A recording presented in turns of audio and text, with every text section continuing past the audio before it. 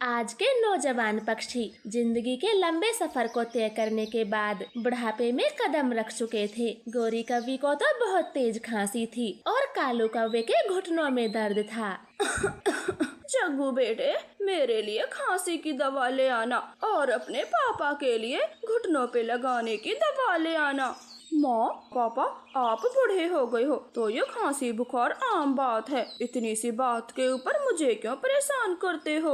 और नहीं तो सासू माँ, जग्गू जी की सैलरी 15,000 रुपए है। घर के खर्च इतने हैं कि ये पैसे भी कम पड़ जाते हैं। तो क्या आप दोनों चुप नहीं रह सकते जो हर समय हमारा खर्चा बढ़ाने की बात करते हो? जग्गू बेटे, बहू क्या बोल रही है? पापा ठीक ही तो बोल रही है चंदा। बेटे, जब तू छोटा था तेरे पापा दिन के 100 रुपए कमाते थे, लेकिन जब भी तुझे कुछ होता था तो पैसों की चिंता किए बिना ही सीधा अस्पताल ले जाते थे। और एक तुम हो जो अपने खर्चे गिनवाते हो। हाँ गौरी जी, फिर वो पैसे कितनी मुश्किल से चुकाता था मैं, पर देखो वही औलाद आज हमें अपने खर्चे गिनवाती है जैसे हमने तो कुछ किया ही नहीं, पैदा होते ही बूढ़े हो गए। अपने बूढ़े माता पिता की ये बात सुनकर जग्गू कुछ नहीं बोल पाता। वो चुपचाप ही अपने काम पर चला जाता है, मगर उनकी चंदा बहू तो बूढ़े कालू गोरी से लड़ जाती है। आप दोनों कान खोल कर सुन लो, मेरे पति को घर से जाते समय रोका टोका न करो, वो काम पर जाते हैं। तुम दोनों की तरह ठाली नहीं चढ़ते। हमने तो बस अपनी दवा ही मांगी थी बहू। चुप, एकदम चुप, मुझे तुम्हारे भाषण नहीं सुनने। ऐसे चंदा कौवी अपने कामों में लग जाती है। बूढ़े कालू गोरी तो घर से निकल जाते हैं और दूर पेड़ की छांव में बैठ जाते हैं। वहाँ रानो चिड़िया भी आ जाती है। बताओ गोरी, क्या हाल है? बुढ़ापा कैसे गुजर रहा है? सब ठीक ठाक तो है ना? गोरी तो रोने लग जाती है और उसे अपने बेटे बहू की सारी बातें बताती है। हाँ गोरी, ये भी एक बहुत बड़ी समस्या है बड़े बूढ़ों को लेकर। अपनी औलाद क्यों भूल जाती है? हमारे माता पिता ने हमें कितने कष्टों से पाला था, जो अपने माँ बाप को दुख देने से पहले एक बार भी नहीं सोचते। चिड़िया बहन, आप मुझे कोई छोटा मोटा काम दिला दें। हारी बीमारी लगी रहती है, कम से कम अपना इलाज तो करवा लेंगे।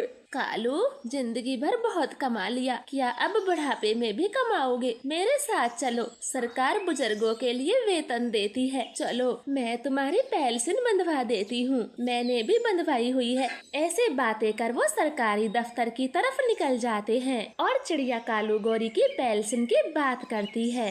आप ये सारे जरूरी दस्तावेज लेकर कल आ जाना, हम तुम्हारी पेंशन जारी करवा देंगे। कालू गोरी तो बहुत खुश थे और अपने घर को लौट जाते हैं और दूसरे दिन वो सारे कागज लेकर सरकारी दफ्तर में जमा कर देते हैं। आप दोनों की पेंशन इसी महीने की 15 तारीख से आना शुरू हो जाएगी, अब आप जा सकते हो। वो दोनों तो खुशी खुशी घर आते हैं और हर महीने पेंशन लेना शुरू कर देते हैं। वो दोनों तो अब अपनी सारी जरूरतों को पूरा करने लगे थे। कालू जी, आज मेरा नरम नरम गाजर का हलवा खाने का मन है। बहू से कहेंगे तो कभी नहीं बनाएगी। गोरी, आप चिंता क्यों करती हो? आप मेरे साथ होटल में चलो, एसी के नीचे बैठाकर गाजर का हलवा खिलाऊंगा तुम्हें। फिर वो दोनों बूढ़े पति पत्नी होटल पहुंच जाते हैं और पेट भर गाजर का हलवा खाते हैं। अब वो ऐसे ही खुशी खुशी रहने लगे थे, जो जी में आता वो खाने लगे थे। जग्गू जी, ये बूढ़े बुढ़िया तो बड़े मजे से ऐश कर रहे हैं। ये नहीं सोचते 4 पैसे जोड़कर बेटे बहू को दे दे। घर में कितने सारे खर्च हैं, आखिर रह तो हमारे ही साथ रहे हैं, फिर पैसे देने में क्या हर्ज है? चंदा जी, उन पैसों पर मम्मा पापा का ही हक है। अब उनका जो भी मन करे वो करें, हमें क्या? मैं कमा तो रहा हूँ, फिर आपको क्या कमी? ऐसे बोलकर जग्गू कौवा अपने काम पर निकल जाता है। चंदा कौवी तो वो पैसे ऐंठने का भी दिमाग लगाती है। माँ जी, आपके पोते की फीस भरनी है। जग्गू जी की तनख्वाह नहीं मिली इस महीने। अगर समय पर फीस न भरी गई तो चिंकू को स्कूल से निकाल दिया जाएगा। अब मैं क्या करूँ?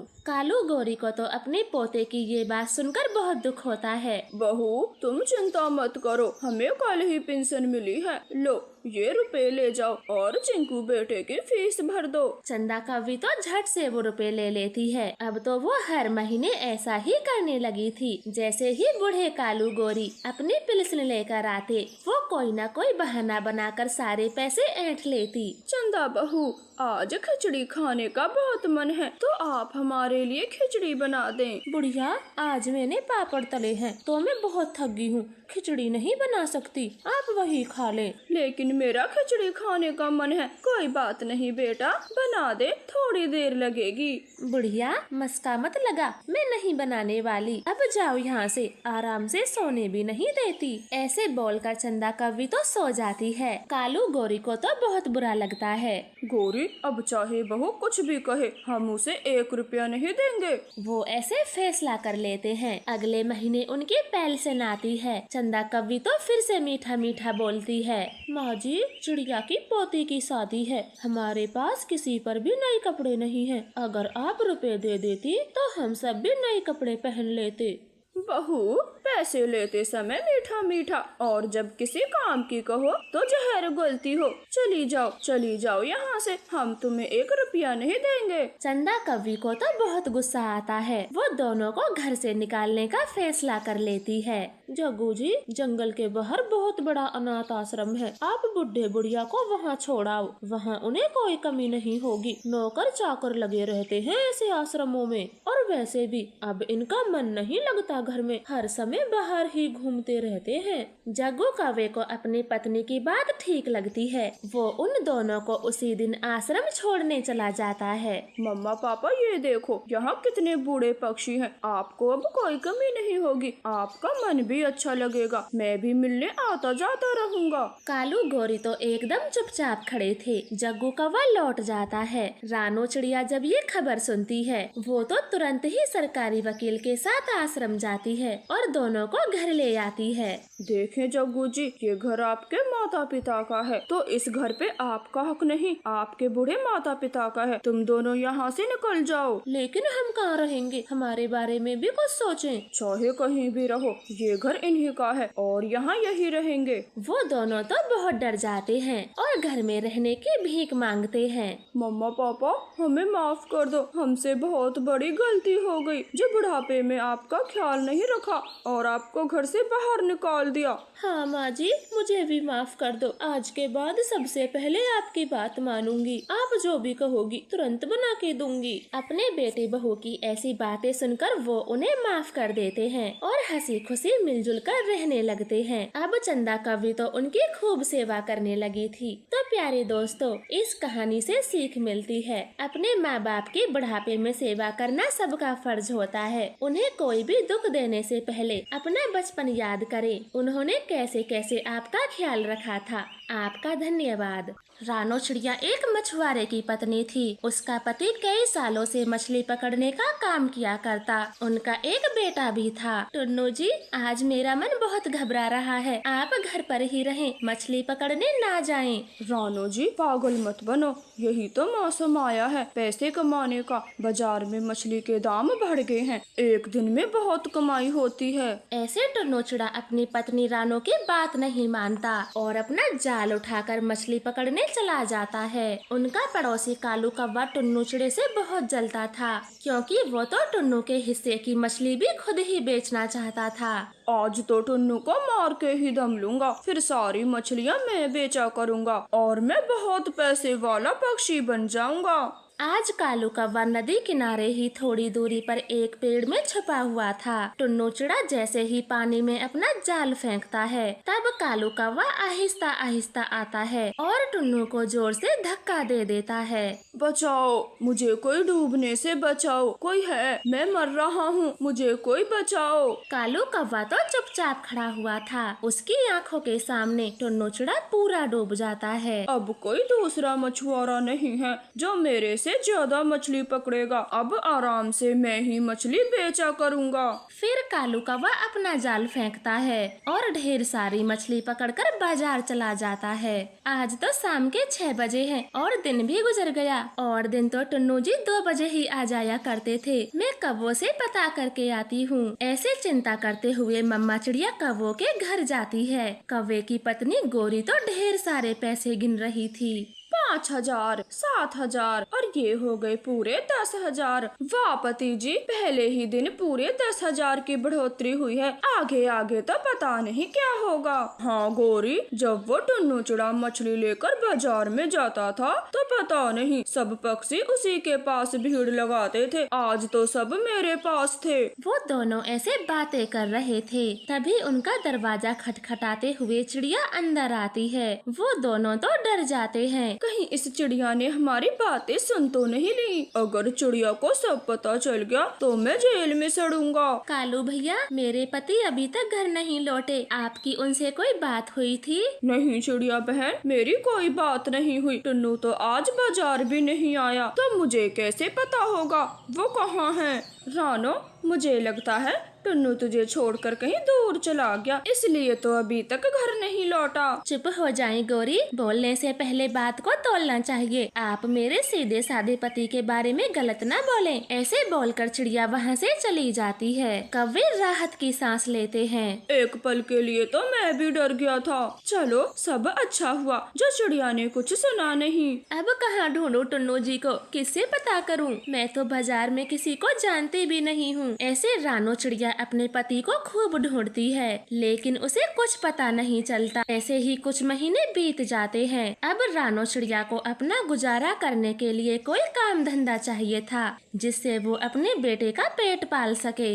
मैं क्या करूं? घर में 1 रुपया नहीं है और अपने छोटे से बेटे का पेट कैसे भरूं? मम्मा, जो काम पापा करते थे आप भी वही काम करें। उस काम में बहुत मुनाफा होता था। अरे हाँ कुकू बेटे, ये तो मैंने सोचा ही नहीं। अब तो मैं कल से मछली पकड़ने ही जाऊंगी। फिर रानो चिड़िया दूसरी सुबह को ही मछली पकड़ने चली जाती है। कालू कौवा चौंकते हुए पूछता है, अरे रानो चिड़िया, आप मछली पकड़ने आई हो? कुछ पता भी है मछली कैसे फंसाई जाती है? हाँ कालू भैया, क्यों नहीं, मैं भी एक मछुआरे की ही पत्नी हूँ, तो मुझे मछली पकड़ना अच्छे से आता है। ऐसे बातें करते करते चिड़िया काफी सारी मछली जमा कर लेती है और उन्हें बेचने बाजार चली जाती है। कौवे को तो बहुत गुस्सा आ रहा था। अब ये छोटी चिड़िया भी मछली पकड़ने आया करेगी, इसे भी टुन्नू की तरह जोर से धक्का देना पड़ेगा। अरे वाह, अब मैं इन पैसों से राशन का पूरा सामान खरीद पाऊंगी। ऐसे खुश होते हुए चिड़िया घर जाती है। 2-3 दिन गुजर जाते हैं। एक सुबह रानो चिड़िया नदी किनारे बैठी हुई थी। तब कालू कौवा पीछे से आता है और चिड़िया को जोर से धक्का देता है। चिड़िया कालू कौवे को साफ साफ देख लेती है, मगर वो पानी में डूब जाती है। हो गया, चिड़िया का भी काम सफा हो गया, लेकिन इसने मुझे देख लिया। अरे मैं भी कितना बुद्धू हूँ, चिड़िया तो मर जाएगी, फिर मुझे कैसा डर। ऐसे कालू कौवा वहाँ से चला जाता है। चिड़िया पानी के अंदर बेहोश पड़ी थी। उसकी जान एक जल परी बचा लेती है और नदी से बाहर करती है। आप ठीक हो चिड़िया? जल परी जी, आपने मुझे मरने से बचा लिया। आपका बहुत बहुत धन्यवाद, वरना मेरा छोटा सा बेटा अनाथ हो जाता। लेकिन चिड़िया, आप नदी के पानी में कैसे गिरी? फिर रानो चिड़िया कालू कौवे की सारी करतूत जल परी को बता देती है। हो ना हो, उस कालू कौवे ने ही मेरे पति को मारा होगा। मुझे उस कौवे पर जरा भी यकीन नहीं, मैं छोड़ूंगी नहीं उसे। छोटी चिड़िया, आप उस कौवे से लड़ नहीं पाओगी, वो तो उल्टा ही आपको मार देगा। लो, ये मेरा जादुई शंख है। अब जब भी आप किसी मुसीबत में आए तो इसे बजाना, मैं दौड़ी दौड़ी तुम्हारे पास आऊंगी। फिर चिड़िया जलपरी का शंख लेकर भागती हुई कौवे के घर जाती है। कालू, ये चिड़िया तो जिंदा है, पता नहीं कैसे बच गई, मैं तो मार के ही आया था। दुष्ट कौवो, मेरे पति को मारने में तुम्हारे पंख नहीं कांपे। मैं जंगल के सब पक्षियों को बता दूंगी, फिर जंगल के पक्षी तुम्हें जिंदा नहीं छोड़ेंगे। बेमौत तुम भी मारे जाओगे। कालू, देख क्या रहे हो? जब न मरी तो अभी ही मार दो, वरना हम मारे जाएंगे। फिर कालू कौवा अपना चाकू निकालता है। तभी चिड़िया शंख बजाती है और वहाँ पर जलपरी आ जाती है। ऐसे जालमों को तो जिंदा ही नहीं रहना चाहिए, वरना ये किसी को भी मार सकते हैं। फिर जलपरी कालू का चाकू छीनकर उसी को मार देती है। गोरी कौवी के भी दोनों पंख काट फेंकती है। उन्हें ऐसे पड़े देख चिड़िया के दिल को शांति मिलती है। परी वापस से अपने तालाब में चली जाती है और उस दिन के बाद चिड़िया अपने बेटे के साथ सुकून से रहती है। आपका धन्यवाद। प्लीज हमारे चैनल को सब्सक्राइब करें और वीडियो को लाइक करें। रानो चिड़िया का पति एक लकड़हारा पक्षी था। वो घने जंगलों से सूखी लकड़ियाँ काटता और बाजार में बेचकर अपने परिवार का गुजारा करता। टुन्नू जी, आज थोड़े पैसे ज्यादा कमा के लाना, घर में सब कुछ खत्म हो गया। किराने की दुकान से राशन लेना है। अब तो कोई दुकानदार उधार भी नहीं देता। ठीक है, मेरा नया वाला कुल्हाड़ा दे दो, उससे जल्दी जल्दी लकड़ी काटूंगा। फिर रानो चिड़िया अपने पति को नया कुल्हाड़ा दे देती है। टुन्नू जंगल की ओर निकल जाता है। अभी तक उसने 1-2 लकड़ी ही काटी थी। तभी वहाँ पर एक बुरा कौवा आता है और टुन्नू से बोलता है, रुक जाओ, कौन हो तुम और कैसे ये लकड़ी काटे जा रहे हो? मेरा नाम टुन्नू है और मैं हर दिन यहाँ लकड़ी काटने आता हूँ। आप मुझे क्यों रोक रहे हो? नहीं, लकड़ी काटने नहीं दूंगा। मेरे होते हुए कोई भी पक्षी इस जंगल से लकड़ी नहीं काट सकता। लेकिन कौवे, ये जंगल सब पक्षियों का साझा है, कोई भी अपनी मेहनत से लकड़ी काट सकता है। मैं तो लकड़ी काटूंगा। मैं तेरा सर फोड़ दूंगा अगर फालतू बोला तो। एक बार का समझ नहीं आता, ये जंगल मेरा है, तुम भाग जाओ, चले जाओ यहाँ से। कौवे, तुमको लकड़ी काटनी है तो काटो, लेकिन मैं भी यहीं से लकड़ी काटूंगा। इसी धंधे से मेरे घर का चूल्हा जलता है। ऐसे बोलकर टुन्नू अपनी लकड़ी काटना शुरू करता है। कालू कौवा तो बहुत दुष्ट कौवा था। वो अपनी कुल्हाड़ी से टुन्नू चिड़ी पे वार करता है, लेकिन टुन्नू चिड़ा अपना बचाव कर लेता है।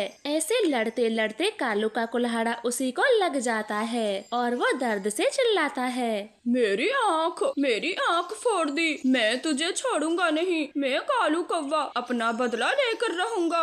ऐसे बोलते हुए कालू कौवा वहाँ से भाग जाता है। टुन्नू भी बहुत घबरा गया था। वो बिना लकड़ी काटे ही अपने घर चला जाता है। वो हाँफ रहा था। रानो चिड़िया जल्दी से पानी लाती है। शांत टुन्नू जी, ये पानी पी लें। लगता है तुम्हें कोई खतरनाक जानवर मिल गया होगा जिससे आप बहुत डर गए। नहीं रानो, वो जानवर नहीं था, लेकिन जानवर से कम भी नहीं था। वो दुष्ट मुझे कुल्हाड़े से मार रहा था, उल्टा उसी के लग गया और मुझे धमकी देकर भाग गया। टुन्नू जी, आप उस जंगल में अब कभी न जाना, वरना वो दुष्ट आपकी जान ले लेगा। ऐसे दुष्टों से बच के रहना चाहिए, वो हमेशा हराम खाना चाहते हैं। तुम सही बोलती हो। मैं उस जंगल में गया तो वो कौवा मुझे जरूर मारेगा। मैं नहीं जाऊंगा, मैं कोई और काम देख लूंगा, लेकिन लकड़ी काटने कभी नहीं जाऊंगा। फिर टुन्नू चिड़ा उस दिन के बाद लकड़ी काटना बंद कर देता है। उनके घर में भोजन का एक दाना तक नहीं होता और एक रात वो परिवार भूखा ही सो जाता है। सुबह रानो चिड़िया की आंख जल्दी ही खुल जाती है। वो सोचती है, रात को तो मेरे पति भूखे सो गए, लेकिन अब तो उनका पेट भरना पड़ेगा। मैं उनके लिए कुछ खाने को लाती हूँ, बहुत भूख लगी होगी, मुझे अभी जाना होगा। ऐसे भोजन की चिंता कर चिड़िया घर से निकल जाती है। उसकी मुलाकात एक बूढ़ी पक्षी से होती है जो जंगल में अकेले रहती थी। बूढ़ी माँ जी, कोई काम मिलेगा? मैं यहाँ किसी काम की तलाश में भटक रही हूँ। काम तो कुछ भी नहीं है, लेकिन क्या तू मेरे लिए स्वादिष्ट भोजन बना सकती है? अपने पंख का पका पका के मैं थक गई हूँ। कभी नमक तेज हो जाता है तो कभी मिर्च। हाँ, क्यों नहीं बूढ़ी माँ जी, मैं बहुत अच्छा खाना बनाती हूँ, आपको खाते ही मजा आ जाएगा। फिर रानो उस बूढ़ी पक्षी के यहाँ भोजन बनाती है। रानो के हाथ का भोजन खाकर बूढ़ी पक्षी खुश हो जाती है। सच कहा था तूने, वाकई में खाना बहुत स्वादिष्ट है। ऐसा खाना तो किसी ढाबे पर ही मिलता है। मजा आ गया खा के। माँ जी, क्या ये बचा हुआ भोजन मैं अपने घर ले जाऊँ? मेरे पति कल से भूखे हैं, उन्होंने कुछ नहीं खाया। उस बूढ़ी पक्षी को रानो पे दया आती है। वो सारा भोजन चिड़िया को दे देती है। चिड़िया खुशी खुशी वो खाना लेकर अपने घर आ जाती है और टुन्नू को खिलाती है। चिड़िया के दिमाग में ढाबे वाली बात घर कर जाती है। वो लगातार सोच रही थी, टुन्नू जी, मैं ढाबा खोलना चाहती हूँ और आपको तो पता ही है मैं खाना भी बहुत अच्छा बनाती हूँ। हाँ हाँ रानो, क्यों नहीं, ये विचार बहुत अच्छा है। चले हम अभी से ढाबे की तैयारियाँ करते हैं। टुन्नू जी, हमारे पास पैसे तो नहीं है, इसलिए हम किसी खाली जगह पर लकड़ी का ढाबा बनाते हैं और उसी में अपना खाना पकाएंगे। फिर वो ढाबा बनाने की तैयारियों में लग जाते हैं। दोनों पति पत्नी दूर जंगल से लकड़ी लाते हैं और फिर कड़ी मेहनत से ढाबा तैयार करते हैं। दूसरे दिन से ही चिड़िया खाना बनाती है। टुन्नू ढाबे में साफ सफाई और ग्राहकों को खाना देता। कुछ ही दिनों में ढाबा अच्छा चलने लगा था। इत्तेफाक से कालू कौवा खाना खाने उन्हीं के ढाबे में पहुंच जाता है। वो टुन्नू चिड़े को पहचान लेता है। ये तो वही चिड़ा है जिसने मेरी आँख पे कुल्हाड़ा मारा था। मुझे एक आँख से अंधा करके ढाबे का मालिक बना बैठा है। अभी मजा चखाता हूँ, छोड़ूंगा नहीं। ऐसे गुस्से में कालू कौवा बिना खाए वहाँ से चला जाता है और कुछ देर बाद अपनी जेसीबी क्रेन में बैठ कर आता है। कालू कौवा देखते ही देखते ढाबे की धज्जियां उड़ा देता है। रानो, ये वही बुरा कौवा है जो उस दिन मुझे जंगल में मिला था। कौवे भैया, कृपया ऐसा मत करो। हमने तुम्हारा क्या ही बिगाड़ा है जो आपने हमारा ढाबा ही तोड़ दिया। मेरी आँख फोड़ी तेरे इस पति ने तो बदला तो बनता है। खबरदार, अगर फिर से जंगल से लकड़ी काट के लकड़ी का ढाबा बनाया, मैं फिर से तोड़ दूंगा, याद रखना। लेकिन कौवे भैया, हम तो ये लकड़ी दूर दूर के जंगलों से लाए थे, आपके जंगल की तरफ तो देखा भी नहीं। मैं नहीं जानता, अगर मुझे फिर से लकड़ी का ढाबा दिखा तो मैं तोड़ दूंगा। फिर कालू कौवा अपनी क्रेन में वापस चला जाता है। लो, अब ये ढाबा भी बंद। कितना अच्छा काम चल रहा था, पता नहीं ये जालिम कौवा कहाँ से मेरे पीछे पड़ गया। चुप हो जाइए टुन्नू जी, मैं ढाबा बंद नहीं होने दूंगी। लकड़ी नहीं है तो क्या हुआ, मैं पत्तों का ढाबा बनाऊंगी, फिर ये कौवा हमसे कुछ नहीं कहेगा। इस तरह से बातें कर वो दोनों बड़े बड़े पत्ते जमा करते हैं और बड़ी ही बारीकी से पत्तों का ढाबा बनाते हैं। उनके पत्तों का ढाबा ग्राहक पक्षियों को बहुत पसंद आता है और उनका ढाबा पहले से भी कहीं ज्यादा अच्छा चलने लगा था। पत्तों का ढाबा, ये कैसे किया दोनों ने, बड़े ही शातिर दिमाग हैं। मैं ना तोड़ूं इसीलिए पत्तों का ढाबा बनाया है, लेकिन कोई नहीं, मैं भी रात को इनके ढाबे के पत्ते पत्ते उड़ा दूंगा। फिर कालू कौवा रात के अंधेरे में ढाबे पर आता है और पत्तों को तोड़ना शुरू करता है, लेकिन दोनों पति पत्नी भी जाग रहे थे। वो कालू को पकड़ लेते हैं और रस्सियों से बांध लेते हैं। अब आया ना ऊंट पहाड़ के नीचे, बड़े जुल्म करते फिरते हो, अब बच के दिखाओ, कहाँ बचोगे बुरे कौवे। मुझे तो पता था ये दुष्ट कौवा फिर से कुछ न कुछ जरूर करेगा, हमें सुकून से खाने कमाने नहीं देगा, इसलिए हम रोज रात को अपने ढाबे में ही सोते हैं। अब बताओ तुम्हें क्या सजा दें? रानो, मेरा कुल्हाड़ा दो, आज इसके टुकड़े कर देता हूँ। टुन्नू की ये बात सुनकर कालू के तो होश गुम हो जाते हैं। वो तो रोने चीखने लगता है। ऐसा मत करो प्लीज, मेरे टुकड़े टुकड़े ना करो। मैं आज के बाद तुम दोनों से कुछ नहीं कहूँगा, बस इस बार छोड़ दो इस बार। नहीं टुन्नू जी, इस जालम को ना छोड़े, मार दे, जान से मार दे। इसने हमारी तरह ना जाने कितने पक्षियों को सताया होगा। टुन्नू चिड़ा अपना कुल्हाड़ा जोर से उठाते हुए पेड़ की जड़ में मारता है। कालू कौवे की तो डर से चीख निकल जाती है। मैं मर गया, मुझे छोड़ दो, मैं आज से सारे बुरे काम छोड़ दूंगा। कालू कौवा तो बहुत डर चुका था। वो डर के मारे अपनी आंखें भी नहीं खोलता, बस चीखता रहता है। बुरे कौवे, अपनी आंखें खोलो, तुम ठीक हो, हम तुम्हारी तरह जालिम नहीं है। अब जाओ यहाँ से, हमने तुम्हें माफ किया और आज के बाद किसी मासूम को ना सताना। फिर टुन्नू चिड़ा कालू कौवे की रस्सी खोलता है। कालू वहाँ से दुम दबा के भाग जाता है। उस दिन के बाद दोनों खुशी खुशी से अपने पत्तों का ढाबा चलाते हैं और कौवे से छुटकारा पाकर खुशियों भरा जीवन जीते हैं। तो प्यारे दोस्तों, इस कहानी को लाइक और चैनल को सब्सक्राइब करें। आपका धन्यवाद।